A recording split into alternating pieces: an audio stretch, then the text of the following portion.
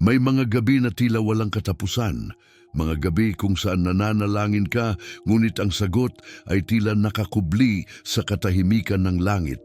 Tila ba pinipilit mong intindihin kung bakit kailangang masaktan ang pusong tapat o bakit tila natatagalan ng Diyos na tumugon.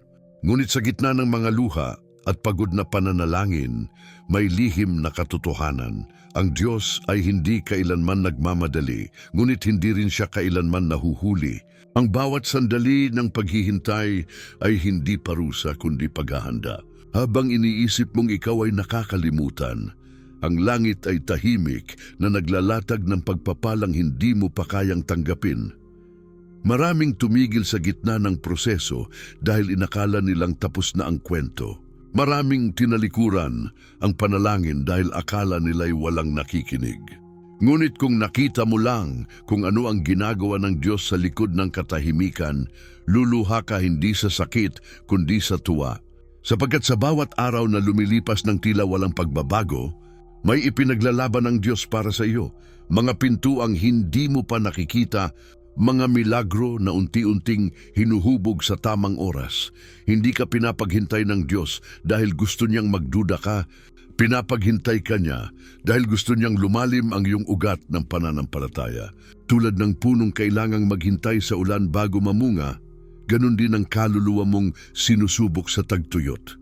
At kapag dumating ang ulan ng kanyang pagpapala, mauunawaan mong bawat segundo ng iyong pagiyak ay hindi na sayang. Ang sakit ng paghihintay ay totoo. Ito'y paglalakad sa pagitan ng pag-asa at panghihina, ng pananampalataya at pagod.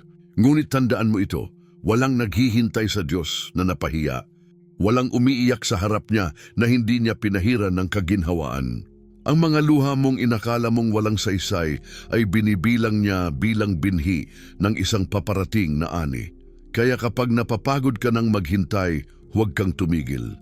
Ang Diyos ay hindi nakakalimot, siya ay naghahanda. Ang mga kamay niyang tila tahimik ay siyang parehong kamay na magbubukas ng langit sa oras na hindi mo inaasahan.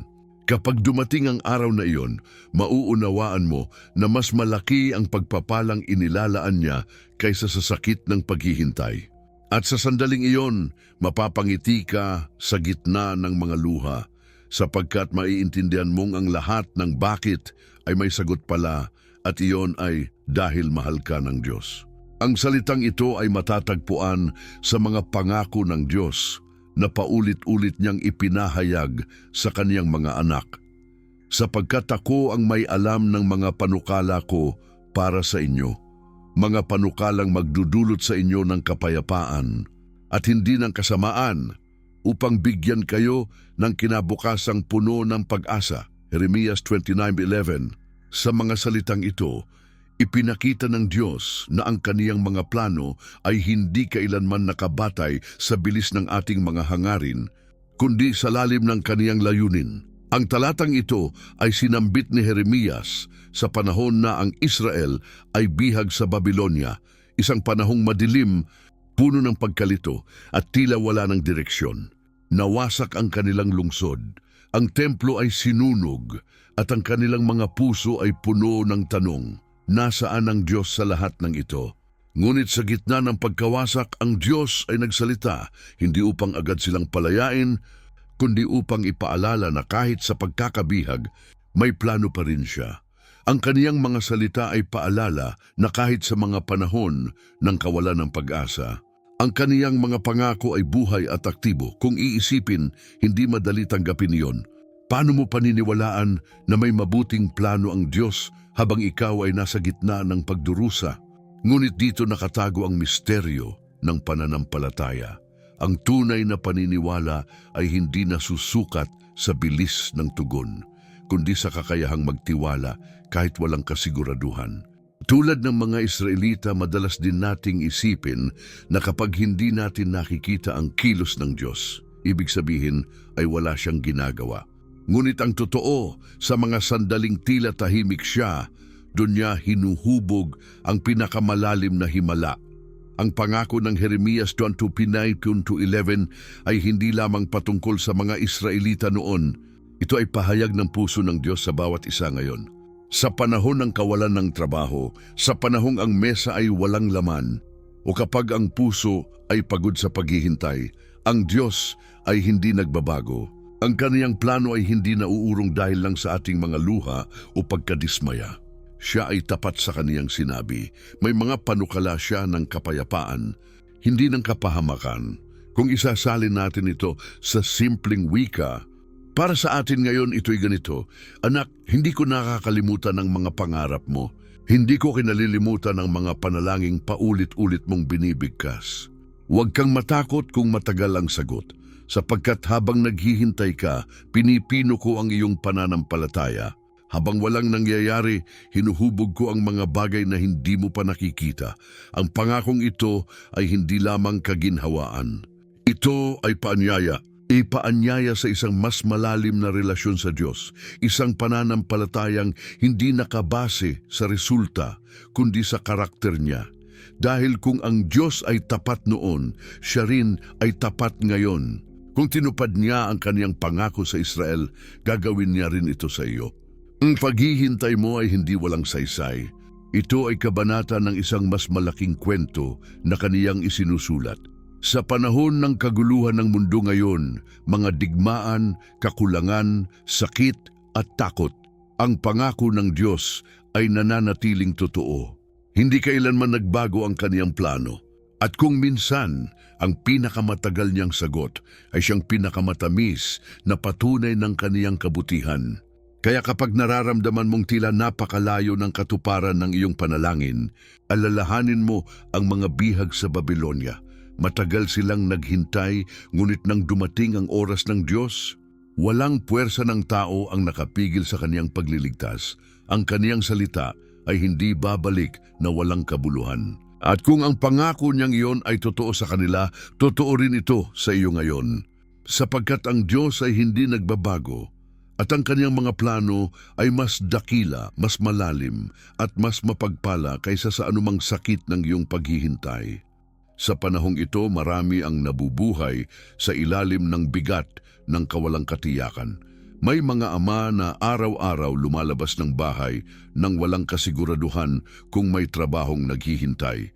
May mga ina na lumuluha sa katahimikan ng gabi dahil hindi nila alam kung paano mapapakain ang kanilang mga anak kinabukasan. May mga kabataan na nawawalan ng direksyon at mga matatanda na nagtataka kung saan napunta ang mga tao ng kanilang pagsisikap. Lahat tayo, sa iba't ibang paraan, ay dumaraan sa paghihintay. Paghihintay sa kagalingan, sa kasagutan, sa liwanag, matapos ang dilim. Ngunit gaya ng sinabi ng Diyos sa kaniyang mga anak sa pamamagitan ni Jeremias, may plano ako para sa inyo. Sa ating mundo ngayon na puno ng kaguluhan, madaling maniwala na ang mga pangako ng Diyos ay katang-isip lamang. Sa mga balita, puro digmaan, gutom at kasamaan. Sa social media, puro paghahambing at kawalan ng kapayapaan. Ang puso ng tao ay pagod at naguguluhan. Ngunit kung babalikan natin ang mga salita ng Panginoon, makikita natin na hindi siya nangako ng madali ang kaginhawaan, nangako siya ng direksyon. Hindi siya nagsabi na mawawala agad ang sakit, nangako siya ng pag-asa sa kabila nito. Ang kaniyang plano ay hindi palaging mabilis, ngunit ito'y laging makatarungan, laging may layunin at laging tumatapos sa kabutihan. Tulad ng mga Israelita, na biniyag sa Babylonia, ang marami sa atin ay nakakulong din ngayon, hindi sa mga pader ng isang imperyo, kundi sa takot, sa kakulangan, sa duda. Iniisip natin, kung mabuti ang Diyos, bakit ako naghihirap? Ngunit ang tanong na iyon ay hindi tanda ng kawalan ng pananampalataya. Ito ay sigaw ng isang pusong naghahangad ng presensiya ng Diyos. At sa bawat tanong, ang kaniyang sagot ay pareho pa rin. Anak, hindi ako nawala. Ako'y kumikilos sa likod ng iyong paghihintay. Kapag tiningnan natin ang buhay ngayon, makikita nating ang mga pangako ng Diyos ay mas kailangan kaysa dati. Kapag may pandemya, siya ang nagsasabing, hindi kita iiwan ni pababayaan. Kapag may krisis sa ekonomiya, siya ang nagsasabing, ako ang iyong tagapagtaguyod. Nada kapag lahat ay nawawala sa direksyon, siya ang nagsasabing, "Ako ang daan." Hindi nagbabago ang kaniyang mga salita kahit magbago ang panahon. Ang problema ay hindi ang kaniyang pananahimik, kundi ang ating kawalan ng pagtitiwala sa katahimikan niya. Maraming tao ngayon ang sumusuko dahil akala nila kapag tahimik ang Diyos, ibig sabihin ay wala siyang ginagawa. Ngunit ang totoo, sa katahimikan niya, masigla ang kaniyang kilos. Ang mga pintuang akala mong sarado ay inihahanda niyang buksan sa tamang oras. Ang mga tao na kailangan mong makilala sa hinaharap ay kaniyang itinatakda sa landas mo. Ang mga sugat na ayaw mong banggitin ay kaniyang ginagamot sa paraang hindi mo namamalayan. Ang pananampalataya ay hindi nakikita sa panahon ng tagumpay, kundi sa mga araw ng paghihintay. Kaya kung ikaw ay nasa gitna ng kawalang katiyakan ngayon, alalahanin mong hindi ka nag-iisa. Marami ring dumaan sa parehong landas, mga propetang pinagkaitan ng sagot, mga alagad na napuno ng takot, mga ina at ama sa Biblia na umiyak sa harap ng Diyos. Ngunit lahat sila ay nakaranas ng parehong katotohanan na ang Diyos ay tapat kahit tila huli na ang lahat.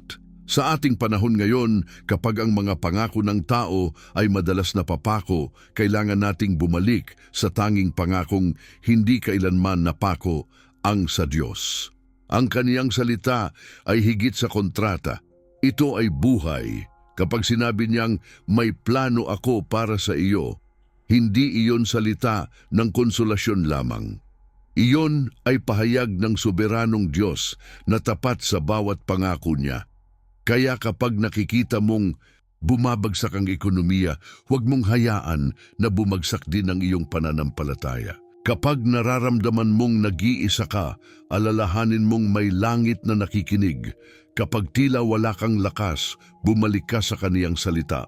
Sapagkat ang parehong Diyos na nagligtas sa Israel mula sa pagkabihag ay siya ring Diyos na magpapalaya sa iyo mula sa kawalan ng pag-asa.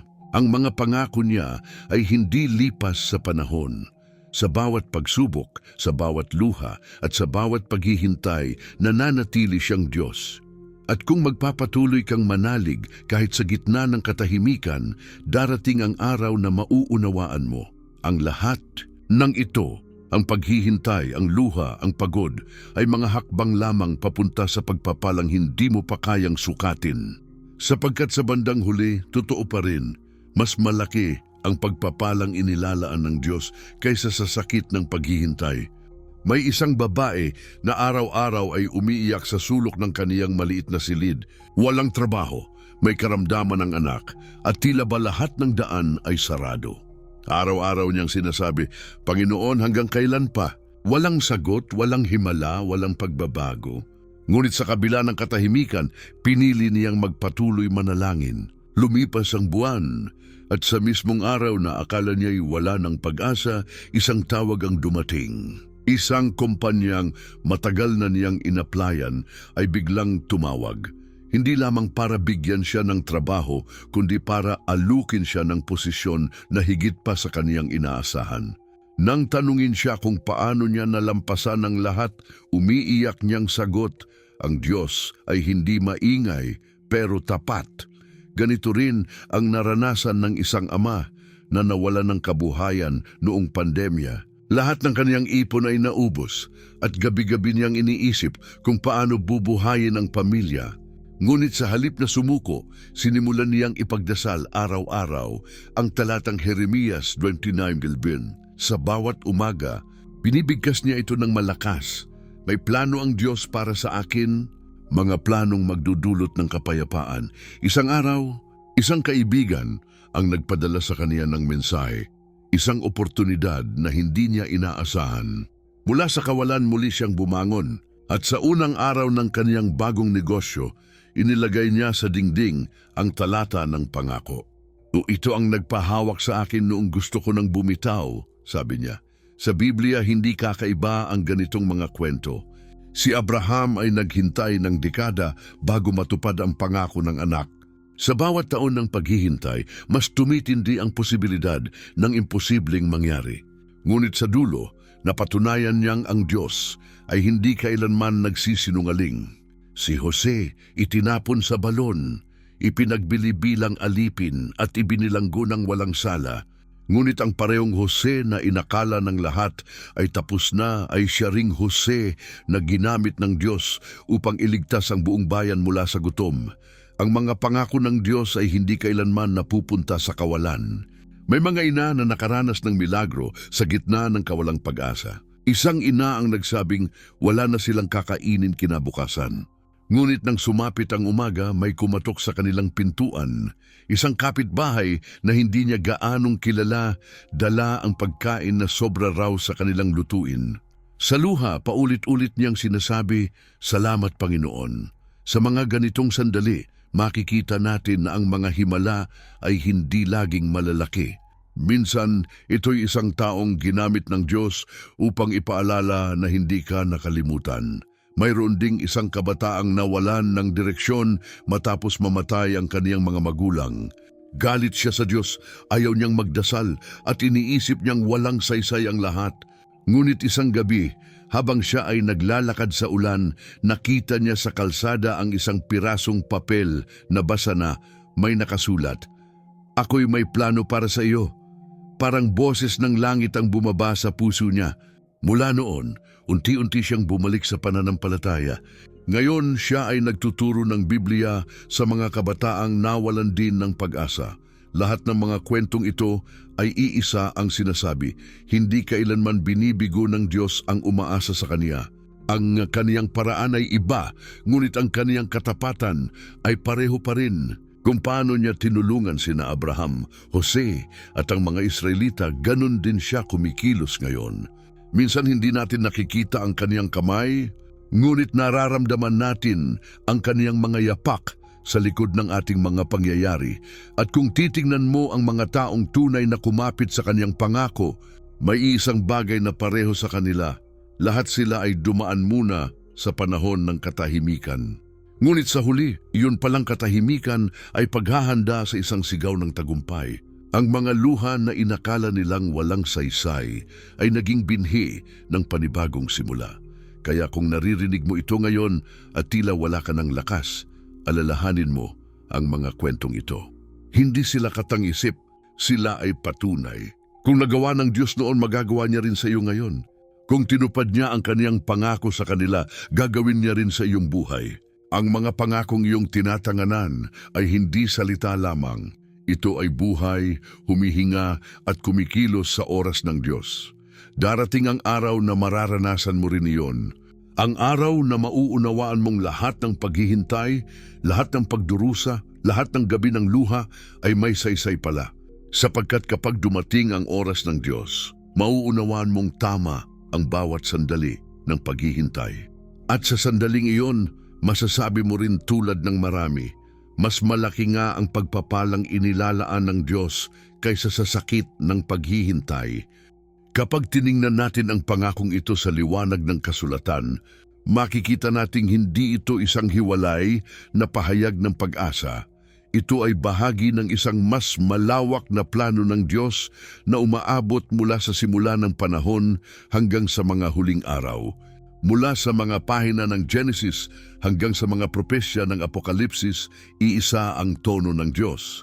May layunin siya sa lahat ng kaniyang ginagawa. Ang bawat pangako, bawat paghihintay, bawat himala ay nakaugnay sa dakilang kwento ng kaligtasan na kaniyang isinulat para sa sangkatauhan. Nang sabihin ng Diyos sa kaniyang bayan sa Jeremias 29:11 na may mga plano siya ng kapayapaan, hindi iyon lamang para sa mga bihag sa Babylonia. Yun ay isang paalala ng kaniyang katapatan mula pa sa mga patriarka. Sa panahon ni Abraham, nang ipangako niyang magiging ama siya ng maraming bansa, iyon ay paunang larawan ng kaniyang layunin na abutin ang buong mundo sa pamamagitan ng pananampalataya.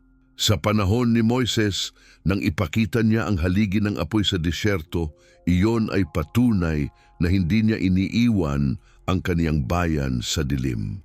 At sa mga propesya ni Isaias, Sinabi niya, ang damo ay natutuyo, ang bulaklak ay nalalanta. Ngunit ang salita ng ating Diyos ay mananatili magpakailanman.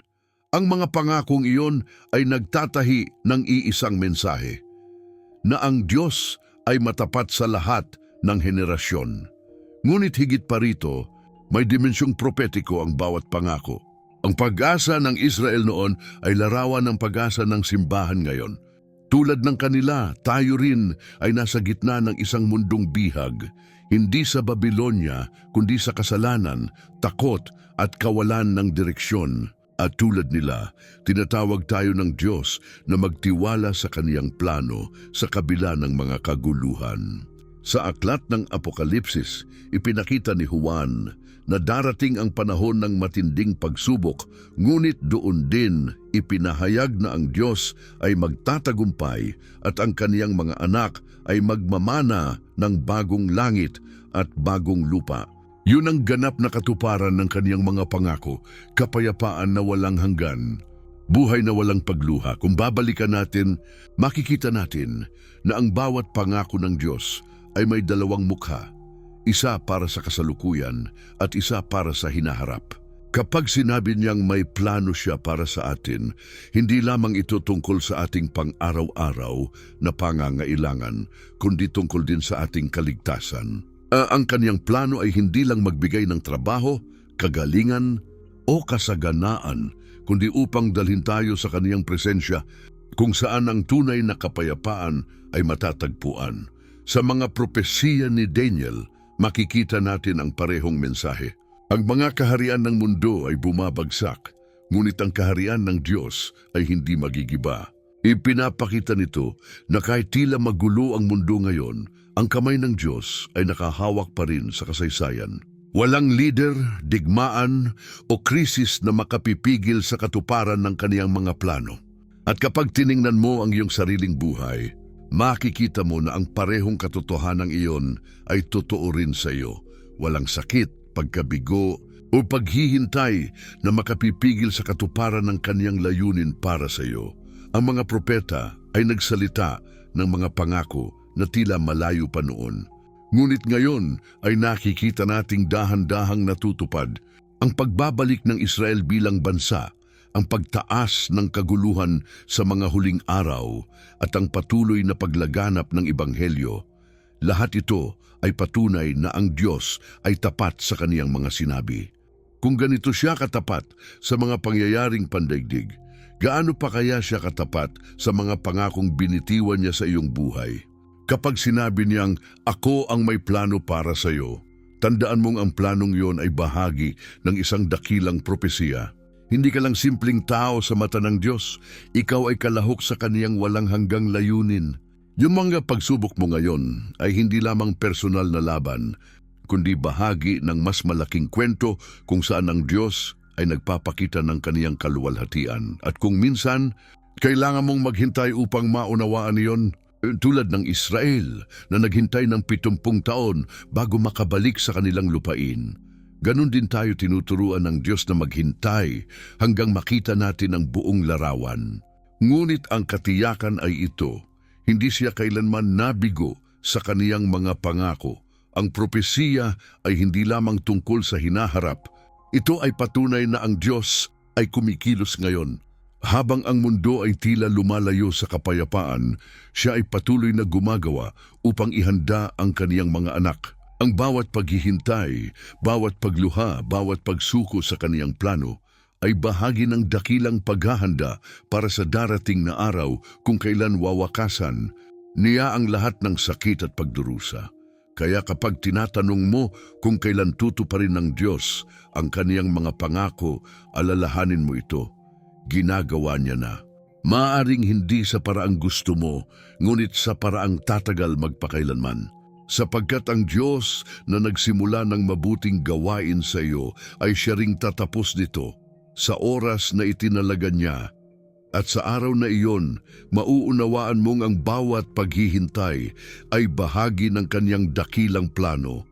May mga araw na kahit gaano mo pa ipaalala sa sarili mo ang mga pangako ng Diyos, tila hindi sapat. Nananalangin ka, umiiyak, naglilingkod, ngunit parang walang tugon. Dumaraan ng mga linggo, ang mga buwan, at ang katahimikan ng langit ay nagiging mabigat na pasanin. Doon nagsisimula ang mga tanong na mahirap banggitin. Panginoon, nasaan ka? Kung may plano ka, bakit ganito pa rin? Bakit tila mas pinagpapala ang mga walang pakialam sa iyo? Sa ganitong sandali, hindi mo kailangan ng sermon. Ang kailangan mo ay katotohanan. Ang Diyos ay hindi nawala kahit tahimik siya. Ang sakit ng paghihintay ay tunay. Hindi mo kailangang itago iyon. Sa Biblia, maging ang mga propeta ay umiyak sa harap ng Diyos dahil sa tila kawalan ng sagot. Si Habakuk ay sumigaw, hanggang kailan ako mananaghoy, Panginoon, at hindi mo didinggin? Si Jeremias ay umiyak hanggang sa mapagod. Si Job ay nagtanong kung bakit siya pinayagang magdusa, at maging si Jesus ay nagsabing, Diyos ko, bakit mo ako pinabayaan? Ang mga tanong mo ay hindi tanda ng kawalan ng pananampalataya. Ito ay patunay na buhay ang pananampalataya mo, sapagkat ang taong walang pananalig ay hindi na nagtatanong. Ngunit ang Diyos ay may paraan ng pagsagot na hindi laging sa ating inaasahan. Minsan ang sagot ay hindi oo o hindi, kundi maghintay. At sa loob ng maghintay na yon, may mga lihim na ginagawa ang Diyos. Pinapanday niya ang iyong puso, pinatitibay niya ang iyong ugat, at tinuturuan kanyang manampalataya ng hindi nakikita. Tulad ng binhing itinanim sa lupa, kailangan mong mabaon sa kadiliman bago ka sumibol. Hindi dahil pinabayaan ka ng Diyos, kundi dahil pinaghahandaan ka niya para sa mas malaking bunga. Maraming naniniwala na kapag hindi pa natutupad ang pangako, ibig sabihin ay nakalimutan ka ng Diyos. Ngunit tandaan mo, ang Diyos ay hindi tao para makalimot. Ang kaniyang oras ay hindi katulad ng oras natin. Sabi sa Habakuk 2:3, sapagkat ang pangitain ay para sa takdang panahon. Bagaman ito'y magtagal, hintayin mo ito, sapagkat tiyak na darating, hindi ito magpapaliban. Kung minsan, ang pinakamahabang paghihintay ay para sa pinakamalaking pagpapala. Tingnan mo si Abraham, 40 taon siyang naghintay sa pangako ng anak. Si Jose, ilang taon siyang ipinagbili, ipinakulong at pinahiya bago siya ginamit ng Diyos upang iligtas ang mga tao. Si Moises, 40 taon sa ilang bago nakarating sa hangganan ng pangako. Kung titingnan mo, lahat ng ginamit ng Diyos ay dumaan muna sa panahon ng pananahimik. Iyon ang paaralan ng tiwala, ang lugar kung saan ang pananampalataya ay nagiging tunay, at marahil naroon ka rin ngayon. Nasa gitna ng taginit ng pagod, nakaupo sa pagitan ng panalangin at pagsuko. Iniisip mong baka hindi para sa iyo ang pangako. Ngunit huwag mong paniwalaan ang kasinungalingan ng kawalan ng pag-asa, sapagkat kahit sa katahimikan, ang Diyos ay kumikilos. Hindi mo lang nakikita, pero naroon siya, nag-aayos ng mga pirasong hindi mo maunawaan at tinatanggal ang mga bagay na makakasira sa iyo at pinapanday ang mga bagay na magdadala ng tunay na pagpapala. Ang problema ng marami ay hinahaluan nila ng deadline ang mga pangako ng Diyos. Sinusukat nila ang pananampalataya batay sa bilis ng resulta. Ngunit ang Diyos ay hindi kailanman nagmamadali. Sa kaniyang oras lahat ay perpekto. Ang batang ipinangako kay Abraham ay dumating sa panahon na imposibleng manganak si Sarah upang walang makapagsabing gawa iyon ng tao. Ang tagumpay ni Jose ay dumating pagkatapos ng pinakamadilim na yugto, upang ipakita na ang bawat sugat ay naging daan sa katuparan. Kung ngayon ay nasa gitna ka ng duda, hayaang marinig mo ito. Hindi ka sinusubok upang mapahamak, kundi upang patatagin. Ang pananampalataya na hindi dumaraan sa apoy ay nananatiling marupok. Ngunit kapag nasunog na ng mga pagsubok, ang natitira ay purong ginto, pananampalatayang hindi basta bumabagsak. Kaya't huwag mong husgahan ang Diyos sa gitna ng proseso. Ang katahimikan niya ay hindi kawalan. Ito ay senyales ng pagtatrabaho. At kung pakiramdam mo ay tumatagal na masyado, alalahanin mong ang pangako ng Diyos ay hindi kagaya ng hangin. Hindi ito nawawala. Maaari itong maantala ayon sa ating paningin, ngunit sa kaniyang kalendaryo, ito ay laging nasa oras. Sa Don Pedro Chitrich-Chitchinje, sinabi, hindi nagpapabaya ang Panginoon sa kaniyang pangako, gaya ng pagpapabaya ng iba, kundi siya'y matiyaga sa inyo. Ang kaniyang pagtitiis ay hindi kawalan ng galaw. Ito ay pag-ibig. Kaya sa sandaling ito, kapag tila napapagod ka na sa paghihintay, itanong mo sa sarili, ang hinahanap mo ba ay ang katuparan ng pangako o ang presensya ng Diyos mismo? Sapagkat minsan, ibinibigay niya muna ang kaniyang sarili bago niya ibigay ang kaniyang sagot. At kapag natutunan mong magtiwala sa kaniyang presensya, kahit hindi mo pa hawak ang sagot, mararamdaman mong sapat na iyon. Ang mga mata ng mundo ay nakatuon sa resulta, ngunit ang mga mata ng pananampalataya ay nakatuon sa kaniyang katapatan. At sa dulo ng lahat ng pagdududa, sa dulo ng lahat ng paghihintay, matutuklasan mong totoo nga ang bawat katahimikan, bawat luha, bawat gabi ng tanong ay hakbang papunta sa katuparan. Sapagkat ang Diyos ay hindi nagsisinungaling at ang kaniyang pangako ay hindi kailanman babalik na walang kabuluhan. Ngayong nauunawaan mo na ang pangako ng Diyos ay hindi nasusukat sa oras kundi sa kaniyang katapatan. Panahon na upang dalhin ito sa iyong pang-araw-araw na buhay. Ang pananampalataya ay hindi lamang paniniwala, ito ay kilos. Hindi sapat na sabihin mong naniniwala ka sa kaniyang pangako. Kailangan mo itong isabuhay araw-araw kahit sa mga sandaling tila walang liwanag. Ang Diyos ay naghihintay ng mga anak na hindi lamang nagdarasal para sa pangako, kundi namumuhay bilang patunay ng tiwala sa kaniyang salita. Simulan mo sa paggunita sa mismong pangako na ibinigay niya. Sapagkat ako ang may alam ng mga panukala ko para sa inyo, mga panukalang magdudulot ng kapayapaan, hindi ng kasamaan, upang bigyan kayo ng kinabukasang puno ng pag-asa. Iyon ang dapat mong panghawakan tuwing umaga.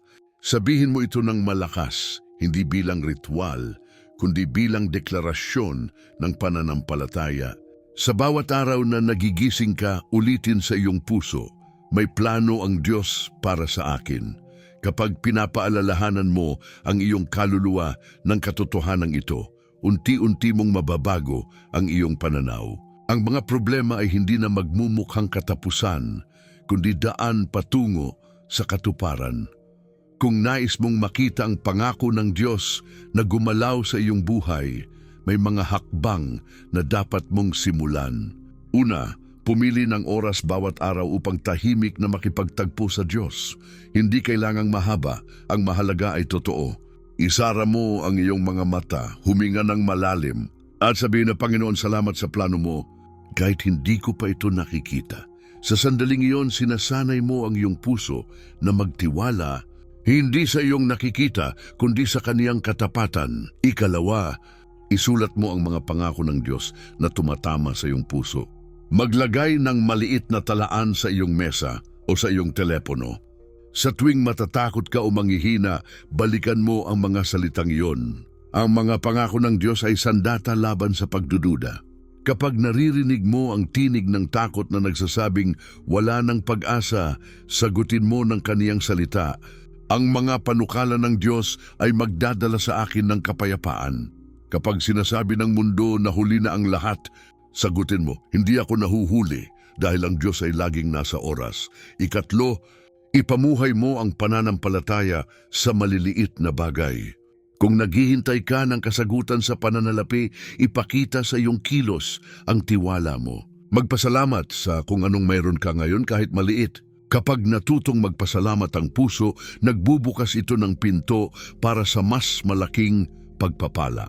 Kung ikaw ay naghihintay ng kagalingan, ipanalangin mo ang iyong katawan araw-araw at alagaan ito na parang alam mong darating na ang iyong himala. Kung ikaw ay humihiling ng kapayapaan, umiwas sa mga salita at gawaing nagdadala ng kaguluhan, ang pananampalataya ay nakikita sa mga desisyong ginagawa mo kahit walang nakakakita. Ikaapat, magpatuloy kang manalangin hindi lamang para sa sagot kundi para sa pagtitiis. Ang panalangin ay hindi para pilitin ng Diyos, Ito ay paraan upang iayon ang iyong puso sa kaniyang plano. Sabihin mo sa kanya, Panginoon, turuan mo akong maghintay ng may kapayapaan. Hindi ko kailangan makita ang lahat ngayon. Gusto ko lang maramdaman na kasama kita. Kapag natutunan mong manalangin ng ganito, ang paghihintay ay nagiging lugar ng kapayapaan imbes na sakit. 5, huwag kang lumayo sa kaniyang presensya sa mga araw na mahirap. Ang tukso ng kaaway ay palaging itulak ka palayo sa Diyos kapag tila walang sagot. Ngunit iyon mismo ang panahon na dapat kang lumapit. Basahin ang kaniyang salita, makinig sa mga awitin ng pananampalataya at samahan ang mga taong nagpapaalala sa iyo ng katapatan niya. Ang pananampalataya ay lumalakas kapag ito ay ibinabahagi. Kaya't kung may pagkakataon, ipahayag mo sa iba kung paano ka pinatatag ng Diyos kahit nasa gitna ng paghihintay. Isa pang hakbang ay ang paglalakbay sa pasasalamat. Bago ka matulog, alalahanin ang 3 bagay na ipinagpasalamat mo sa araw na iyon. Maaaring maliit lamang, isang tawag ng kaibigan, isang pagkain sa mesa, isang tahimik na sandali ng pahinga. Kapag natutunan mong magpasalamat kahit sa gitna ng kawalan, ipinapakita mong naniniwala ka na may ginagawa ang Diyos kahit hindi mo nakikita. Ang puso na marunong magpasalamat ay pusong handang tumanggap. Higit sa lahat, ipaalala mo sa sarili mong ang pangako ay hindi kailanman nakabase sa iyong pagiging perpekto. Hindi mo kailangang maging walang kapintasan para maranasan ang katapatan ng Diyos. Ang kailangan lang ay bukas na puso, handang sumuko at magtiwala. Ang Diyos ay hindi naghahanap ng perpektong tao, kundi ng pusong handang maniwala kahit sa gitna ng pagdududa. Kung nais mong maranasan ang kapangyarihan ng pangako, subukan mong hamunin ang iyong sarili. Sa loob ng 7 araw, ipahayag mo araw-araw ang pangakong ito. May plano ang Diyos para sa akin at ito'y mabuti. Gawin mo ito sa umaga, bago ka matulog, at sa mga oras ng panghihina. Pagmasdan kung paano unti-unting nagbabago ang takbo ng iyong isip at damdamin. Makikita mong unti-unting bumabalik ang pag-asa at kahit hindi pa tapos ang laban, mararamdaman mong panalo ka na. Dahil kasama mo ang Diyos, ang buhay ng pananampalataya ay hindi perpekto ngunit ito ay buhay na puno ng patunay. At bawat hakbang ng pagsunod, kahit maliit, ay naglalapit sa iyo sa katuparan ng kaniyang pangako. Kaya huwag kang manatili sa pag-aantay lamang. Simulan mong isabuhay ang iyong paniniwala ngayon. Sabihin sa iyong puso, hindi ko lang hihintayin ang pangako. Mamumuhay ako na parabang tinutupad na ito ng Diyos, sapagkat sa katotohanan, ang oras na ginugol mo sa pananalig ay hindi kailanman nasasayang. Iyon mismo ang patunay na ang Diyos ay kumikilos sa loob mo at ang kaniyang plano ay nagsisimula ng magbunga. Ngayon ay panahon na upang hindi lamang pakinggan ang pangako, kundi tanggapin ito sa iyong puso. Huwag mo nang hintayin pa ang perpektong sandali. Ang sandaling ito mismo ay ang pagkakataon para lumapit sa Diyos. Kung ilang beses ka nang naghintay, kung ilang gabi ka nang umiiyak, ngayon ang oras para isuko mo lahat sa Kanya. Isara mo sandali ang iyong mga mata at sa katahimikan ng iyong isip, sabihin sa iyong puso, Panginoon, ako ay narito. Pagod akong mag-alala, pagod akong matakot, ngunit hindi ako susuko. Naniniwala akong totoo ang iyong pangako. Maraming taon mo nang pinasa ng bigat ng pagdududa, ang takot na baka hindi ka na marinig ng Diyos. Ngunit ngayon, hayaan mong maramdaman mo ang kaniyang presensiya. Sapagkat habang nakikinig ka, hindi aksidente na naririnig mo ang mga salitang ito. Ito ay paalala mula sa langit na hindi ka nakalimutan. Kung kaya mong maramdaman ang kirot ng paghihintay, kaya mo ring maranasan ang ginhawa ng kaniyang pagyakap. Ngayon, ibigay mo sa Kanya ang lahat, ang sakit, ang luha, ang pagod, ang kawalan ng kasagutan. Sabihin mo, Panginoon, ito po ako. Tinatalaga ko sa iyo ang aking hinaharap. Hindi ko man alam kung paano, pero naniniwala akong ikaw ay kumikilos. Isipin mo na libu-libong tao sa iba't ibang lugar ang nakikinig din sa parehong mensahe ngayon. Lahat sila, kagaya mo, ay may bit-bit na pangarap, problema at pag-asa. At sa sandaling ito, pinagbubuklod kayo ng iisang pananampalataya. Habang ikaw ay nagdarasal, May iba ring nananalangin para sa kanilang pamilya, sa kanilang kaligtasan, sa kanilang kinabukasan. At sa himig ng inyong sabay-sabay na pananalig, naririnig ng Diyos ang iisang tinig, ang tinig ng kaniyang mga anak na nagtitiwala. Kaya huwag mong hayaang manahimik ang puso mo sa kawalan ng pag-asa. Simulan mong magsalita ng buhay, magsalita ng pananampalataya. Sabihin mo ngayon, Panginoon, tinatanggap ko ang iyong pangako. Hindi ko nahahayaang lamunin ako ng takot. Mula ngayon, lalakad ako sa tiwala, hindi sa takot. Magsasalita ako ng pag-asa, hindi ng pagdududa. Kung may bagay na matagal mo nang kinikimkim, isang sugat, isang problema, isang sitwasyong matagal mo nang gustong baguhin, ilapit mo ito sa Diyos ngayon. Ilarawan mo sa iyong isipan na inilalagay mo ito sa Kanyang mga kamay. Ang bawat takot mo, bawat pangamba, bawat tanong, ilagay mo sa Kaniyang paanan. Sapagkat sa oras na bitawan mo ito, doon magsisimula ang kilos ng Diyos. Huwag mong isipin na maliit lang ang iyong pananampalataya. Sabi ni Jesus, kahit kasing laki ng butil ng mustasa, kaya nitong maglipat ng bundok. Ang mahalaga ay hindi kung gaano kalaki ang pananampalataya mo, kundi kung kanino mo ito inilalagay. At ngayon, inilalagay mo ito sa kamay ng Diyos na lumikha ng langit at lupa, ang Diyos na tapat, ang Diyos na hindi nagbabago, ang Diyos na hindi kailanman pumalya sa Kanyang pangako. Kaya habang nakaupo ka o nakatayo, huminga ng malalim at hayaang ang iyong puso ay manahimik. Pakinggan mo ang bawat tibok ng iyong dibdib at isipin mong yon ay sinasabi ng Diyos sa iyo, Anak, kasama mo ako. Sa bawat paghinga mo, naroon ang Kaniyang biyaya. Sa bawat luha mo, naroon ang Kaniyang kagalingan. At sa bawat hakbang mo mula ngayon, naroon ang Kaniyang gabay. Ngayon anyayahan mo siya sa bawat bahagi ng iyong buhay. Sabihin mo, Panginoon, pumasok ka sa aking tahanan, sa aking trabaho, sa aking isip, sa aking puso. Linisin mo ang aking mga pangamba, palitan mo ng kapayapaan. Palitan mo ang pag-aalala ng pananampalataya. Palitan mo ang mga sugat ng paggaling. Ito na ang sandali ng panibagong simula. Hindi mo kailangang maghintay pa ng bukas. Sa mismong oras na ito, ang Diyos ay kumikilos. Kaya't itaas mo ang iyong pananampalataya, buksan mo ang iyong mga kamay, at tanggapin mo sa iyong puso ang Kaniyang pangako.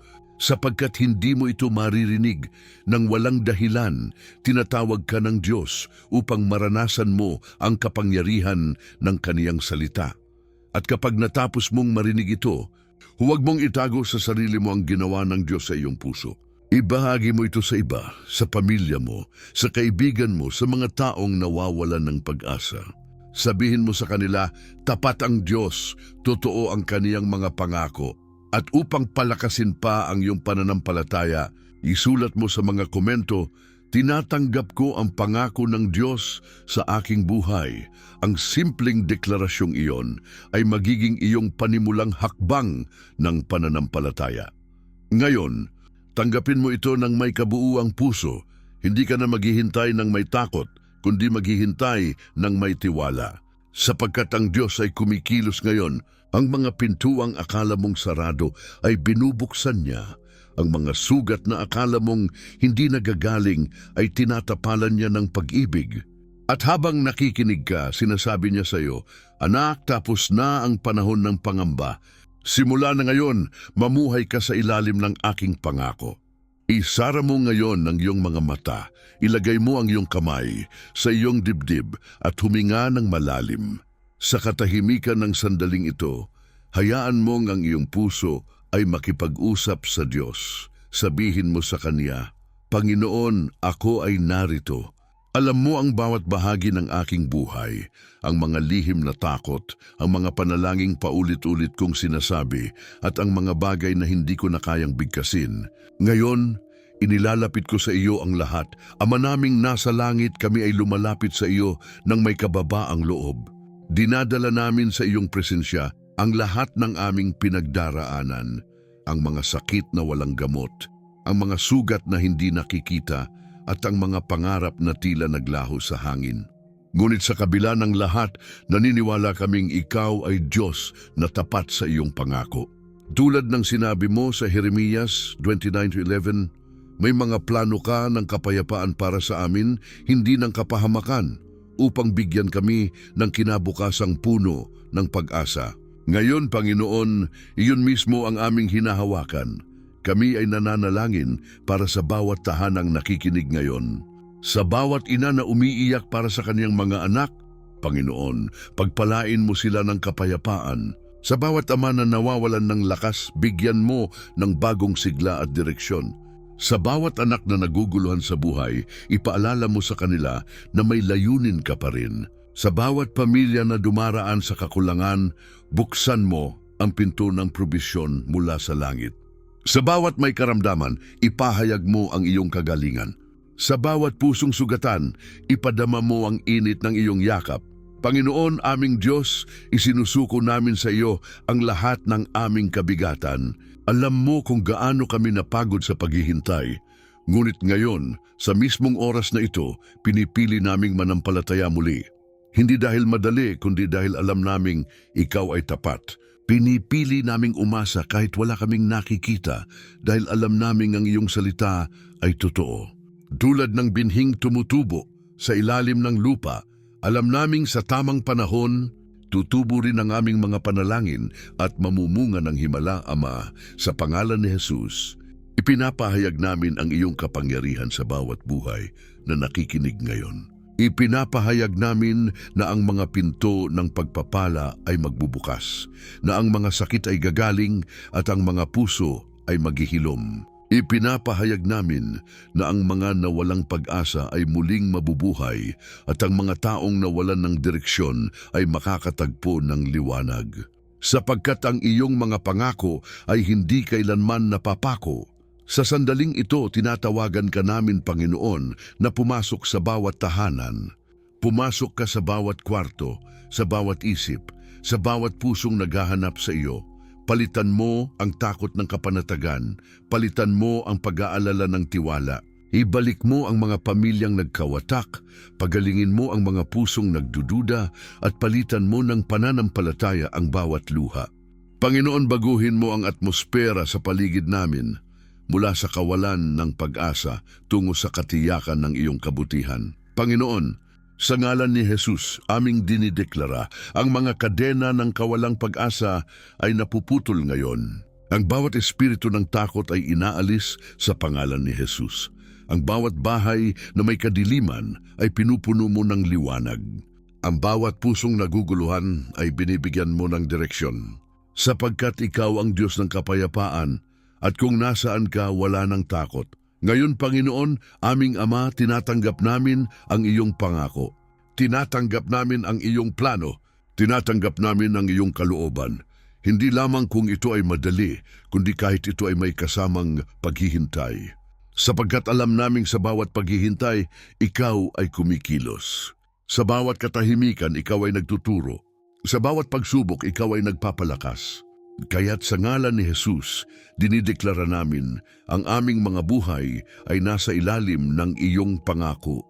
Ngayon, Panginoon, ibinabalik namin sa iyo ang lahat ng papuri at karangalan, sapagkat walang himalang nangyayari na hindi galing sa iyo. Walang tagumpay na hindi mo pinahintulutan. Walang pag-asa na hindi mo itinanim. Lahat ng ito ay bunga ng iyong kabutihan. At sa pagtatapos ng panalangin ito, Panginoon, hinihiling namin na patuloy mong ipaalala sa amin na kahit anong mangyari, hindi mo kami iniiwan. Patuloy mong paalalahanan ang bawat puso na nakikinig ngayon na may plano ka, may layunin ka at may oras ka. Sapagkat alam namin na sa oras na iyon, lahat ng sakit, lahat ng paghihintay ay magbubunga ng papuri. Sa ngalan ni Jesus, itinataas namin ang aming mga kamay bilang tanda ng pagtanggap. Tinatanggap namin ang kapayapaan, ang kagalingan, ang direksyon at ang katapatan ng iyong pangako. At sabay-sabay naming sinasabi, Amen, Panginoon. Naniniwala ako. Tinatanggap ko ang iyong pangako sa aking buhay. Ngayon, sa iyong bibig, banggitin mo rin, malakas, mula sa iyong puso, Amen, tapat ang Diyos. Sapagkat sa mismong sandaling ito, ang langit ay tumutugon, ang kaniyang mga salita ay kumikilos, at ang kaniyang pangako ang pangakong matagal mong hinintay ay nagsisimula ng magbunga. Tahimik mong hayaan ang iyong kaluluwa na huminga ngayon. Pagkatapos ng panalangin iyon, marahil ay may luha pa sa iyong mga mata, ngunit mapapansin mong iba na ang bigat, mas magaan, mas payapa. Iyon ang presensya ng Diyos na bumabalot sa iyo. Ang kaniyang kapayapaan ay dumarating hindi bilang sigaw, kundi bilang bulong na nagsasabing, "Anak, tapos na ang pag-aalala. Ako ang bahala." Sa gitna ng mga bagyo ng buhay, naririto ang Diyos na patuloy na nagsasabing, "Huwag kang matakot sapagkat ako'y kasama mo. Huwag kang manglupaypay sapagkat ako ang iyong Diyos." Isaiah 41:10. Ang bawat pangakong binitawan ng Diyos ay may kapangyarihang magpagaling, magpalakas at magpanumbalik ng pag-asa. Maaring matagal bago mo makita ang ganap na katuparan, ngunit sa bawat araw na lumilipas, may ginagawa siyang bago sa iyo. Bawat luha na pumatak ay ginagawang binhi ng pagbabago. Bawat gabi ng katahimikan ay ginagawang daan ng kaniyang himala. Hindi kailanman nauubos ang kaniyang kabutihan. Ito'y laging sariwa tuwing umaga. Ngayon, hayaan mong yakapin ka ng katiyakan na hindi mo kailangang unawain ang lahat upang manampalataya. Ang kailangan mo lang ay kumapit sa katotohanang tapat ang Diyos. Kung kaya niyang humawak sa mga bituin sa kalangitan, kaya rin niyang hawakan ang iyong buhay. Kung kaya niyang panatilihing umiikot ang mundo, kaya niyang ayusin ang iyong daan. Walang detalye sa buhay mo na hindi niya nakikita. Walang panalangin na lumalampas sa kaniyang pandinig. Sa mga sandaling pakiramdam mo ay bumabalik ang pangamba. Alalahanin mo ang kaniyang mga salita sa Jeremias 29:13, mga salitang nagsasabing hindi ka nakalimutan at ang iyong kinabukasan ay hawak niya. Kapag dumaan kang muli sa mga pagsubok, huwag mong hayaang madaig ka ng takot. Sa halip, bulungin mo sa iyong puso, "May plano ang Diyos para sa akin at ito ay mabuti." At habang inuulit mo ito, mararamdaman mong unti-unting bumabalik ang iyong lakas. Minsan, hindi natin nararamdaman agad ang resulta ng ating pananalangin. Ngunit tulad ng punlang itinanim sa lupa, ang biyaya ng Diyos ay lumalago sa ilalim ng lupa, tahimik ngunit tiyak. Kaya't huwag mong husgahan ang Diyos base sa bilis ng sagot. Tingnan mo siya batay sa tibay ng kaniyang pag-ibig. Sa lahat ng oras, siya ay gumagawa para sa iyong kabutihan. Kung titingnan mo ang nakaraan, mapapansin mong hindi kanya iniwan kahit kailan. May mga pagkakataon na akala mo'y mag-isa ka, ngunit ngayon ay nakikita mong iyon pala ang mga sandaling buhat kanya. Ang mga panahong nagduda ka, siya pala ang nagligtas sa iyo mula sa pagbagsak. Ang mga araw na naiyak ka sa katahimikan, siya pala ang humaplos sa iyong puso upang hindi ka tuluyang masira. Ngayon, hayaan mong dumaloy sa iyong isip ang mga pangakong ito. Hindi kita iwan ni pababayaan. Hebreo 13:5, "Yung mga luha mo'y aking papahirin." Pahayag 21:4. Lahat ng bagay ay gumagawa para sa kabutihan ng mga umiibig sa Diyos. Roma 8:28. Ito ang mga salita na dapat mong balik-balikan sa mga oras ng pagdududa. Sapagkat ito ang mga salitang hindi kailanman nabubura kahit anong mangyari. Ang Diyos ay hindi kailanman nagkamali sa pagtutok ng oras. Bawat sagot, bawat pagkakataon, bawat paghinto ay bahagi ng kaniyang mas malaking plano. At ngayon, kahit hindi mo pa alam ang buong dahilan, magpahinga ka sa katotohanan iyon. Hindi mo kailangang kontrolin ang lahat. Sapat ng alam mong kontrolado niya ang lahat. Tumingin ka sa iyong paligid.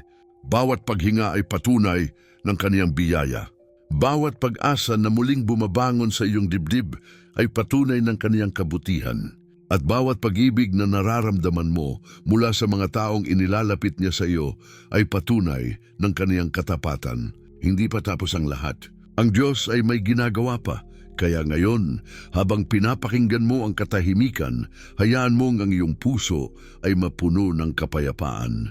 Ang parehong Diyos na kasama mo kahapon ay siya ring kasama mo ngayon at siya rin ang hahawak sa iyo bukas. Walang makapaghihiwalay sa iyo sa kaniyang pag-ibig. Walang pagsubok na makakabura ng kaniyang pangako at walang takot na makakapatay ng pag-asang kaniyang binuhay sa iyong loob. Tumingin ka sa langit at sabihin mo, Salamat, Panginoon. Alam kong tapat ka. Alam kong tinutupad mo ang iyong pangako. Habang sinasabi mo ito, mararamdaman mong may liwanag na pumapasok sa iyong puso. Hindi dahil nawala ang problema, kundi dahil naroon na ang katiyakan na hindi mo kailangang harapin ito ng mag-isa. Ito ang kapayapaang ipinangako ng Diyos, ang kapayapaang hindi kayang ibigay ng mundo. At sa oras na ito, habang nararamdaman mo ang presensiya niya, tanggapin mo ang katotohanan ito. Tapos na ang panahon ng pag-aalinlangan. Ngayon ay panahon ng tiwala, sapagkat ang Diyos na nangako ay Diyos na tumutupad, at ang Kanyang mga pangako ay magiging sandigan mo hanggang sa dulo ng lahat ng bagay. Ngayon ay dumating tayo sa dulo ng mensaheng ito, ngunit hindi sa dulo ng pangako ng Diyos. Sapagkat ang kaniyang mga salita ay walang hanggan at ang kaniyang kabutihan ay patuloy na umaagos sa mga pusong nagtitiwala. Sa lahat ng narinig mo, isang bagay lamang ang nais niyang manatili sa iyong isip. Hindi ka nakalimutan ng Diyos. Ang plano niya ay buhay, ang layunin niya ay totoo, at ang oras niya ay perpekto. Maaaring mahirap intindihin minsan, ngunit tandaan mo, ang mga bagay na tila mabagal ay madalas na pinakamatatag na tinatayo ng langit. Ngayong narinig mo ang kaniyang pangako, bitbitin mo ito saan ka man magpunta. Kapag dumating muli ang gabi ng pag-aalala, alalahanin mo ang mga salitang ito. May mga plano ako para sa iyo, mga panukalang magdudulot ng kapayapaan, hindi ng kasamaan. Ipaalala mo ito sa iyong sarili hanggang sa maniwala ang iyong puso, sapagkat ang mga pangako ng Diyos ay hindi lamang binibigkas, sila ay nilalakaran araw-araw sa pananampalataya. Kung dumating ang mga araw na tila nawawala ang liwanag, tandaan mo kung sino ang iyong sandigan. Ang Diyos na sumama sa iyo sa gitna ng unos ay siya ring magdadala sa iyo sa dulo nito. Hindi siya nagkukulang, hindi siya nagkakamali, at hindi siya nagbabago. Ang kaniyang katapatan kahapon ay pareho pa rin ngayon at magpakailanman.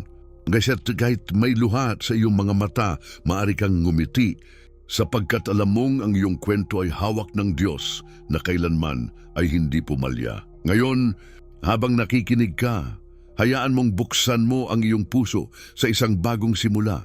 Kung ang video na ito ay nakaantig sa iyo, huwag mong hayaang manatili lamang ito sa iyong isip. Dalhin mo ito sa gawa. Mag-subscribe ka sa channel na ito upang patuloy kang makasabay sa mga mensaheng magpapatibay ng iyong pananampalataya. Ibahagi mo rin ito sa isang taong alam mong nangangailangan ng pag-asa. Maaaring ang simpleng pagpapasa mo ng mensaheng ito ay maging kasangkapan upang baguhin ng Diyos ang buhay ng iba. At bago mo tapusin ang video, iwan mo sa mga komento ang iyong deklarasyon ng pananampalataya. Isulat mo, tinatanggap ko ang pangako ng Diyos sa aking buhay. Ang mga salitang iyon ay higit pa sa komento. Yan ay patunay ng iyong tiwala. Yan ay tugon ng iyong puso sa tinig ng langit. Sa bawat salitang iyon, binubuo mo ang iyong patotoo na kahit anong mangyari, pipiliin mong manampalataya. Tandaan mo rin na dito sa ating munting komunidad, hindi ka nag-iisa. Araw-araw ay may mga pusong kagaya mo, mga pusong sugatan ngunit patuloy na nananalig. Sa bawat panalangin, sa bawat komento, sa bawat pagbahagi ng mensahe, pinatitibay natin ang isa't isa sa pag-asa na galing sa Diyos. Dito, walang panalangin na maliit at walang himalang imposible. At bago mo isara ang video na ito, sandali mong ipikit ang iyong mga mata at bulongin. Salamat, Panginoon, dahil tapat ka, tinatanggap ko ang iyong kapayapaan at ang iyong pangako. Hayaan mong maging ito ang huling tunog sa iyong puso ngayon, ang tunog ng pasasalamat at tiwala. Muli, huwag mong kalimutang mag-subscribe. Pindutin ang notification bell at i-share ang video na ito, sapagkat sa bawat mensaheng ibinabahagi mo, ikaw ay nagiging kasangkapan ng pag-asa para sa iba. At huwag mong kalilimutan, ang Diyos ay patuloy na gumagawa kahit hindi mo nakikita. Ang kaniyang mga pangako ay buhay at ang kaniyang kabutihan ay magpapatuloy hanggang sa huling hininga mo at lampas pa roon. Kaya habang nagtatapos ang mensaheng ito, tandaan mo, ang mga salita ng Diyos ay hindi nagtatapos dito. Dadalhin niya ang mensaheng ito sa iyong mga hakbang, sa iyong mga desisyon, sa bawat umagang gigising ka. At sa bawat paghinga mo, maririnig mong muli ang kaniyang tinig na nagsasabing, "Anak, hindi pa huli ang lahat. May plano ako para sa iyo. Ngayon, lumakad ka ng may kapayapaan, may pag-asa at may tiwala. Sapagkat ang Diyos na nangako ay Diyos na tapat." At sa bawat araw na darating, ipaalala mo sa iyong sarili, mas malaki ang pagpapalang inilalaan ng Diyos kaysa sa sakit ng paghihintay.